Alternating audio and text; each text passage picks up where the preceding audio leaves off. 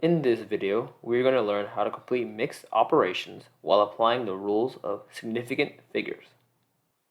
When dealing with mixed equations, you still follow the standard order of operations dictated by the PEMDAS rule. The difference is that the number of significant figures is defined at each step of the operation. However, you must complete the entire computation before you apply the appropriate number of significant figures. For example, let's say we add 14.3 plus 121.05 all divided by 0.83112. According to PEMDAS, the operation in the parentheses must come first. Thus, we will do addition first. So we have 14.3 plus 121.05, and this gives us 135.35. As we discussed in a previous video, after performing addition, the answer must reflect the added in with the fewest decimal places. However, we do not apply the rules of sig figs at this moment because we still have more computation to perform. Remember, you must complete the entire computation before you apply the rules of significant figures. So instead, I will underline the 10th decimal place to serve as a reminder that we are supposed to round to one decimal place, and if we do, it will give us 4 sig figs. Now the next step in the problem is to divide 135.35 with 0.83112. And when we do that, we will get 162.85 to 53163. 5363. As we discussed in a previous video, when multiplying or dividing, the final answer must reflect the number with the fewest sig figs. Now the question is, how many sig figs does the final answer get? 4 or 5? If you said 4, then you are correct.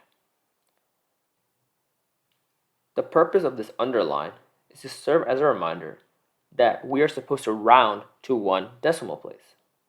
So even though we did not round to 135.4, we still have to consider that rule. I understand that this concept may not be intuitive, but I assure you that with more practice, it will become more natural.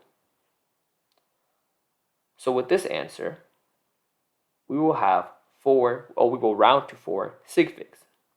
So we will put an underline under the 0.8. And now since that was the last step of the problem, we can round to 4 sig figs to give our final answer 162.9. Now, the underline method may not work for everyone. So another method of solving mixed equations is what I like to call the highlight method. So we will do that on the next slide. So again, we will add 14.3 plus 121.05, which will give us 135.35. So instead of underlining the 10th place, we can simply just highlight the 135.3 to help us remember that our answer is supposed to have one decimal place. Next, we will divide to give us 162.85 to 5363. Again, we will just highlight the 162.8 part because we're supposed to have 4 sig figs. And since this is the last step in our computation, we can round to 4 sig figs to get the same answer, 162.9. So you can use either method to solve these type of problems. Just be able to remember the appropriate number of significant figures to be applied. I will use the underline method for the rest of the problems in the videos. So let's go to the next problem. For our first practice problem, we have 13 times 0.05, which we will then subtract from 11, which would then be multiplied by 0.01.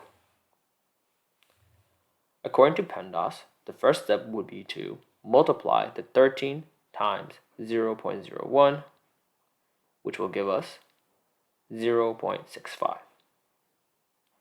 According to sig fig rules, our answer should have 1 sig fig, so we will underline the 6 to indicate that we're supposed to round, but we will do that after we complete computation.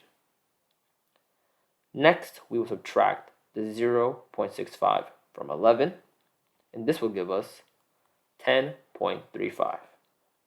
Again, our sig fig rules state that for this computation, the answer should have 0 decimal places.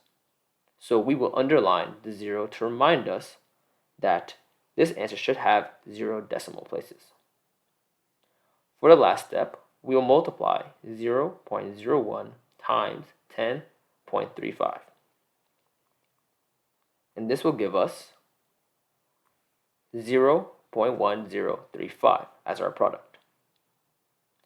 Again, our sig fig rules state that this answer should have 1 sig fig because 0.01 is the factor with the fewest number of sig figs, so we will underline the 1. And now that we are done with our computation, we will round this product to 1 sig fig to get 0.1 as our final answer. Let's do another problem.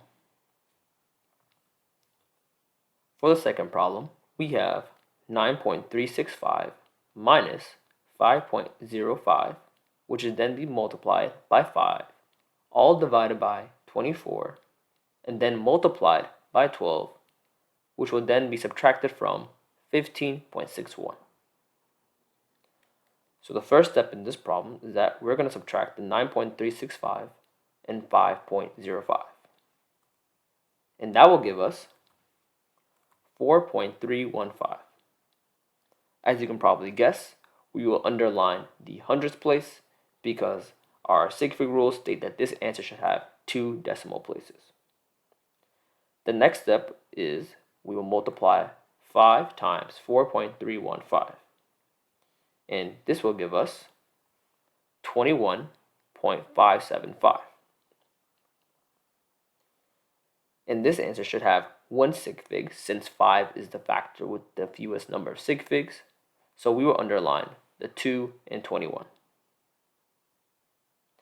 For the third step, we will divide 21.575 with 24 to give us 0.89895 ...